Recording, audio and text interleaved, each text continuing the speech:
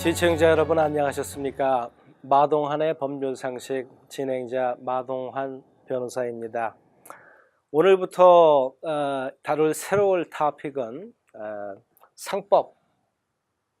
상법입니다.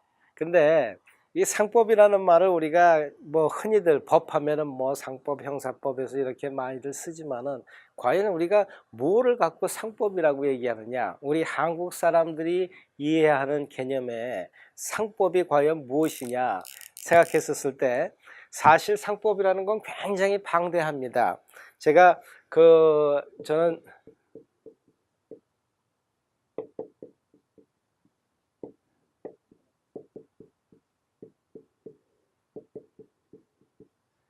한자를 잘 모르지만 제가 이렇게 쓴 거는 이 상법이라고 그러면 여러분 보시다시피 서로 간에 있는 법입니다. 이 세상 법이 이 상법에 속하지 않는 법은 아마 없을 겁니다. 그래서 하나님과 우리의 관계, 동양 사상에서는 음과 양의 관계, 어떠한 관계 속에서 일어나는 모든 법들을 만약에 이런 상법이라고 그럴 것 같으면은 지금까지 제가 쭉 해왔던 모든 세미나들이 다 여기에 해당이 되겠죠. 가정법이라고 그럴 것 같으면 부부간의 관계, 유산법이라고 그러면은 부모 자식 간의 관계, 그리고 부동산 분쟁이라고 그러면은 그 부동산 A와 B의 주인의 관계, 아니면 시와 정부의 관계. 그러니까 이런 상법을 우리가 얘기하는 건 아니죠. 그래서 흔히들 이제 이 상법이라는 건 거래하는 거를 얘기하죠. 어떤 거래가 있는 거. 거래라는 거는 물건을 사고 팔기도 하고, 때로는 작은 물건들, 반지를 사고 팔기도 할 수도 있고, 또 우리 큰 물건이라 그러면은 부동산, 빌딩을 사고 팔 수도 있고, 그리고 또 물건뿐만이 아니라 서비스, 그 업을 제공을 하고 또 거기에 대한 대가를 받고 하는 것 또한 역시 그 거래에 관한 거니까 이 상법이라 하면은 이러한 거래에 관한 법을 얘기를 하겠죠. 그리고 물론 여기에서 유산이라든가 그 형사법이라든가 하는 거는 당연히 여기하고 이제 분리돼서 여러분들 생각을 하게 되겠지만은 제가 상법을 시작하면서 여러분한테 말씀드리고 싶은 거는 이 상법이라는 거는 너무도 방대하다는 것입니다. 가령 수입 수출입을 하시는 분 같으면은 물건을 한국에서 들여와야지 된다고 생각해 봅시다. 그래서 물건을 한국에서 들어오려고 그러면 그냥 들어올 수 있는 게 아니라 커스텀, 세관을 통해야 됩니다. 그래서 이 세관을 통할 때 과연 이 물건이 이 미국이라는 땅에 합법적으로 들어올 수 있는 것인지 아닌지, 아니면 들어올 때 그 물건이 어떻게 카테고라이즈 돼 가지고 들어오는 건지, 이 모든 것들이 다 수입 수출하는 사람들이 신경을 쓰셔야 될 일입니다. 운송, 운반, 오션 프레이트는 어떻게 되고, 그리고 또 여기에 도착해서 트러킹으로 옮겨지려면 어떻게 되고, 이러한 모든 것들이 다 상법에 해당되는 일이라고 할 수 있습니다. 하지만은 또 사업하시는 분이 수입 수출업이 아니라 여기에서 제조업을 한다 했었을 때는 또 다른 규제들이 있습니다. 그래서 이제 음식일 경우에는 수입 수출하실 때는 여러분이 FDA라든가 그리고 또 이제 전자제품 같으면은 거기 이제 또 FTC라든가, 또 이제 그 제조업을 하시는 분이면은 우리가 UL, NSF 마크니, 이러한 그 제재를 가하는 그 기관들이 다 내 비즈니스, 내 거래하는 내용마다 그 내용이 다 틀리다는 겁니다. 여러분들은 아마 그걸 아실 겁니다. 그리고 공사를 하시는 컨트랙터 같은 경우에는 또 역시 마찬가지로 시에서, 정부에서 요구하는 사항들이 있습니다. 이런 것들을 다 맞춰서 얘기해야 된다 하는 게 그거 다 상법이라는 거에 속해 있습니다. 그러니까 상법은 꼭 내가 물건을 사고 파는 거기에만 국한되어 있는 게 아니라 모든 거래가 이루어지는 그 과정에서는 전부 다 이 상법이라고 얘기할 수가 있습니다. 그래서 제가 상법 세미나를 들어가기 전에 이제 여기에서 이제 소제목들이 이제 많이 나올 겁니다. 가령 이 상법에 의해서 그 공사를 하다가 잘못된 경우, 뭐 부동산 거래에서 잘못된 경우, 그거는 저희가 지난번에 몇 달 전에 그 부동산법 세미나를 하면서 대략 그런 말씀을 여러분한테 드렸었습니다. 이 방송을 처음 들으시는 분들은 저희가 그 예전에 프로그램들이 전부 다 다시 보기로 가능하시고, 특히 또 유튜브에 가셔가지고 마동환의 법률 상식 하면은 그 제목별로 나와 있습니다. 그래서 그거를 예전 것을 한번 보시고 같이 보시면은 많이 도움이 되시리라 그렇게 생각합니다. 그렇듯 상법이라는 거는 그 분야가 너무나 방대합니다. 저희가 지난 3주 동안 그 세미나에서 다뤘던 지적재산권이라는 그 지적재산권법도 엄격히 얘기하면 상법 하에 있는 겁니다. 하지만 제가 토픽을 상법이라 놓고 시작하는 이유는 상법이 이 commerce law라는 게 과연 뭔지, 그리고 우리 한국 분들이 이해하고 있는 상법은 어떤 건지 그 폭이 너무 좁고 그 전체적인 이해를 못 하시는 거에 제가 안타까운 마음에 상법이라고 제목을 붙이고 그 밑에 이제 소제목들로 이제 그 여러분한테 이제 말씀을 드릴 겁니다. 그 제일 첫 번째 소제목으로 제가 오늘 여러분한테 말씀드리고 싶은 거는 컬렉션입니다. 가령 제가 예를 드리겠습니다. A가 B한테 돈을 빌려줬습니다. 10만 불이라고 가정을 하고요. 그리고 이자는 연 10%. 그리고 B는 이 10만 불과 이자를 1년 후에 다 상환하기로 하는 그런 약속을 했다고 가정합시다. 그리고 그 1년 후라는 날짜는 12월 30일 2014년이라고 얘기를 하죠. 2013년.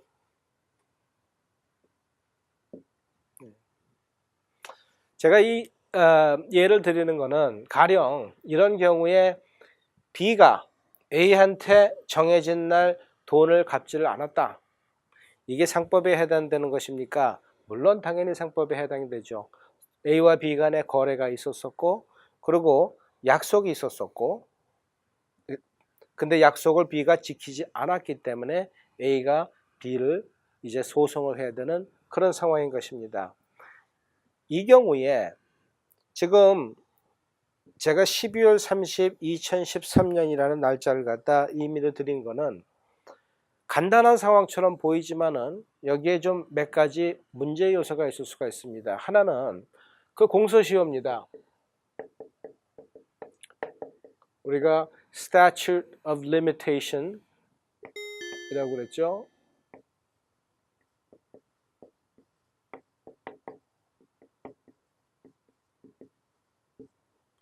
이 공소시효가 구두 계약이면은 2년, 그리고 또 서면 계약이 있으면은 4년 그럽니다. 근데 내가 지금 상환 기간이 12월 30일 2013년이면은 4년이 되는 거는 12월 30일 2017년이겠죠. 그런데 2018년에 들어와서 내가 이 소송을 했었을 때 B는 이미 공소시효가 지났기 때문에 나는 한 푼도 줄 수가 없다라는 주장을 펼 수가 있습니다. 그래서 항상 이런 경우를 많이 봅니다. 친한 사이니까 10만 불을 담보 없이 빌려주고 또 약속 기일 내에 돌려받기로 했는데 그날 못 그거 하다 보니까 그 친분 때문에 또 그냥 계속 그냥 마냥 기다려주고 세월을 보내는 경우가 많습니다. 그래서 이렇게 세월이 지나가게 되면은 그러면은 이 B한테 힘을 실어주는 게 되겠죠. 그래서 B는 공소시효를 바탕으로 법적 대응을 하면서 이미 당신이 받을 수 있는 그 시간은 다 지나갔다라는 주장을 펼 수도 있고, 또 경우에 어떤 경우를 저희가 보냐면은 B가 돈을 꾸기 위해서 A한테 이런 약속을 합니다. 내가 연이자 30% 줄게. 사실 그 일수라는 말을 제가 쓰기가 방송에서 좀 뭐하지만 그 경우에는 연이자가 30%가 아니라 뭐 몇백 프로 이제 그렇게 되겠죠. 그런데 물론 B가 자발적으로 이렇게 했다 하더라도 캘리포니아 정부에서는 그 고리대금법에 의해서 주정부에 등록된 그 은행이라든가 그 financial institution이 아니면은 어느 누구도 개인이든 회사든 10% 이상을 이자를 받지 못한다 하는 게 그 usury law입니다.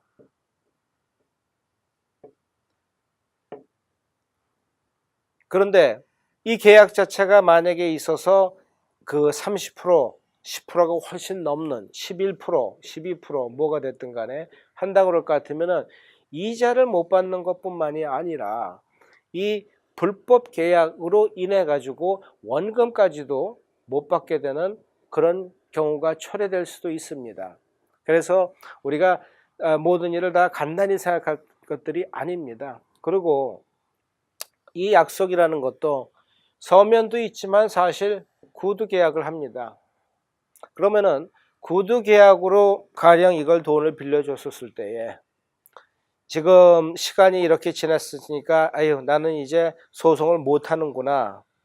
아닙니다. 소송은 하실 수 있으십니다. 하지만은 그 소송에서 소송 당한 사람이 주장하는 이제 공소시효 이제 스토리가 있겠죠.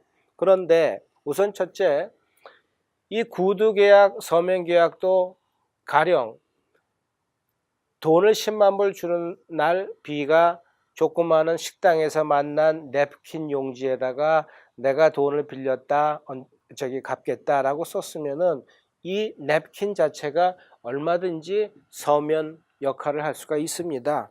근데 이제 제가 지난번에도 한번 말씀드렸듯이 이런 계약을 그 어디다가 적는 거는 중요하지 않더라도 우리 그 유가 원칙에 의해서 누구하고 누구 사이의 계약이고 무엇에 관한 계약이고 왜 이 계약을 하며 그리고 거기에 어떻게 이제 그 갚을 거며 뭐 돈이 얼마고 어디서 이런 계약이 이루어졌는지 그 내용들만 있다고 그럴 것 같으면은 얼마든지 계약서로서의 그 역할을 충분히 할 수가 있겠죠. 그래서 이 컬렉션 케이스는 가령 2017년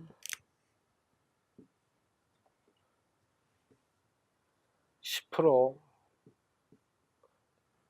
이런 상황이라고 그럴 것 같으면은 아주 굉장히 간단한 그런 소송이 되겠죠. 왜? B가 빌렸다는 게 확실하고 지불한 증거를 제출하지 못하고 나아가서 이러한 뭐 공소시효 문제든 뭐 불법적인 그 이자 취득이든 이런 거에 대한 반발이 없을 테니까 이제 그 소송은 굉장히 간단히 쉽게 끝날 수 있는 그런 소송이 되겠습니다. 하지만 말씀드렸듯이 서면도 없고 기다려서 날짜도 지나고 이자도 10%가 아닌 엄청나게 많은 이자로 돼 있고 그래서 이제 그 usury law 고리대금법에 이제 문제가 되고 한다고 그럴 것 같으면은 이 소송이 간단한 소송이 아니라 복잡한 소송이 되고 또 그리고 경우에 따라서는 돈을 빌려준 사람이 전혀 소송에서 져가지고 받지 못하는 이러한 일들이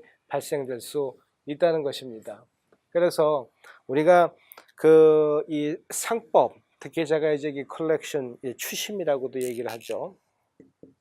그래서 그 이런 경우에는 진짜 처음부터 모든 게 딱 준비가 잘 갖춰져 있으면은 사전에 아무런 문제가 없고 그게 이제 그냥 서로 믿는다라는 차원에서 그냥 아무런 서면 계약도 없고 그렇게 이제 돈도 빌려줄 때 책으로 빌려준 게 아니라 현찰로 빌려주고 영수증도 받지 않고, 그런 경우에 B라는 사람이 난 돈 받은 적 없다 한다 할 것 같으면은 A는 하늘 바라보면서 가슴 찔릴 뿐이 없는 겁니다.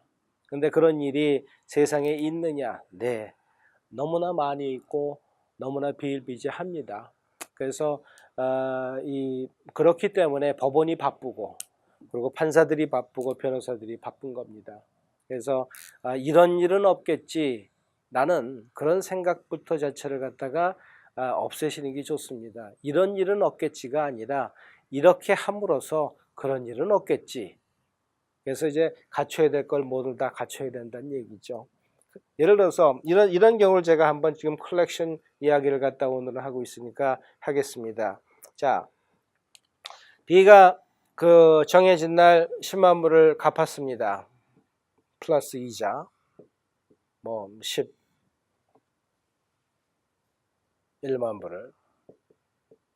근데 이 책이 부도가 났습니다. 11만 불이 됐든 얼마가 됐든 책이 부도가 난 케이스를 이 컬렉션 상황에서 저는 여러분한테 말씀을 좀 나누고 싶습니다. 책을 부도낸다는 거는 이건 형사적인 책임입니다.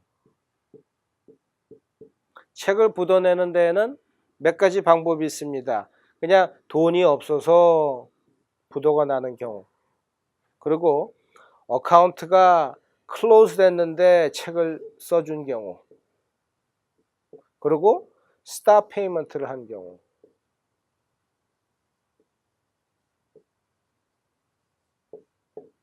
제가 이렇게 지금 열거한 순서는 이 부도책을 받은 채권자의 권리 주장이 실리는 힘의 순서입니다. 만약에 책이 부도가 났다는 얘기는 내가 책을 디파짓하는 그 순간까지 책을 써준 사람은 돈이 있어 내 구자에 라고 한 거이기 때문에 그만큼 이 형사적인 부도수표에 대한 책임이 훨씬 가중되고, 그리고 어카운트가 클로즈 된 거를 갖다 썼을 때에는 약간의 변명의 여지는 있을 수가 있습니다. 그건 다른 책으로 내가 리플레이스 해준다든가.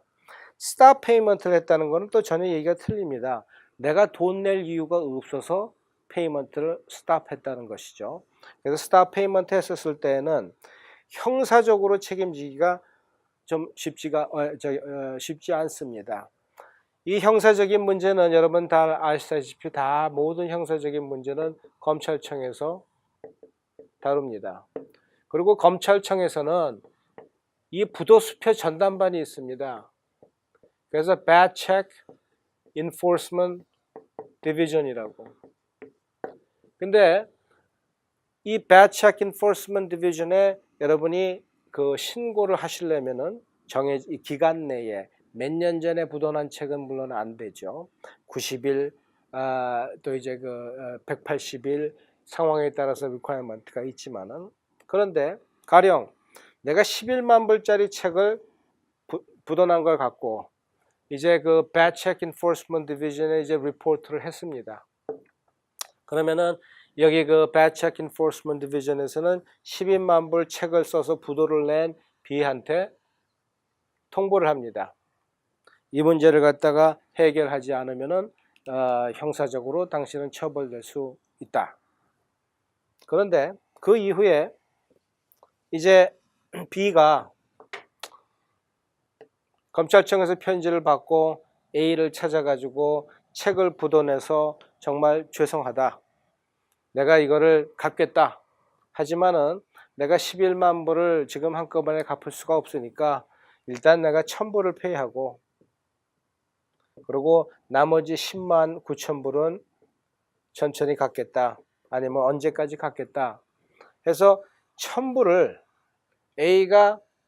B가 A한테 지불을 해서 A가 이제 받는 순간 어떤 일이 벌어지냐 하면은 이 부도수표는 더 이상 형사 케이스의 실체가 아닙니다.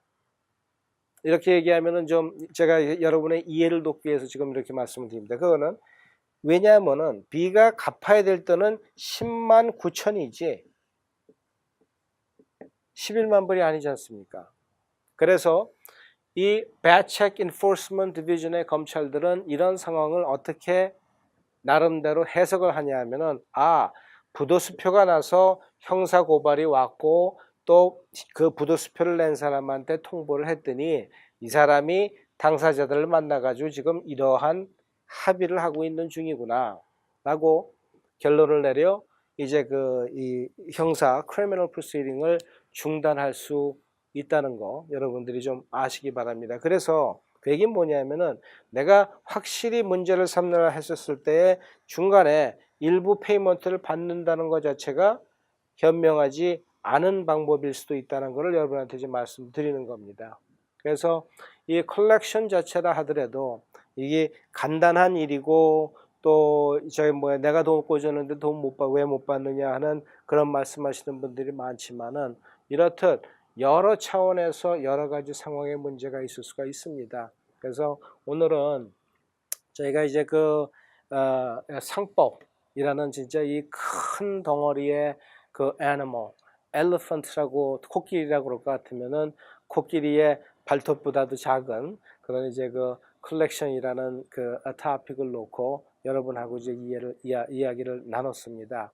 앞으로 이 상법 시리즈는 한동안 계속 이어나갈 거라 생각을 하고, 또 시청자분들 중에 특별히 이러이러한 분야의 상법 문제를 갖다 좀 다뤄줬으면 좋겠다 하시는 부분이 있으면은 연락 주셔서 요청해 주시면은 검토 후 그렇게 하도록 하겠습니다. 가령 어제도 연락이 있었던 한 클라이언트는 지금 이제 여기서 supplement, 비타민 종류의 사업을 시작을 하려고 그러는데, 어디서부터 시작하고 어느 기관에서 어떤 이제 approval, registration 이런 용어의 차이와 그런 것들을 전반적으로 문의해 보신 분이 있었습니다. 그래서 이 상법이라는 거는 아주 큰 틀의 제목이지만은, 이 상법이 뭔지를 우리가 상식적인 차원에서 이해하고 들어가다 보면은 하나하나 다 우리가 이제 좋은 정보를 제가 전해드리고 또 여러분들이 습득하실 수 있지 않을까 그렇게 생각합니다. 감사합니다. 다음 주에 또 뵙도록 하겠습니다.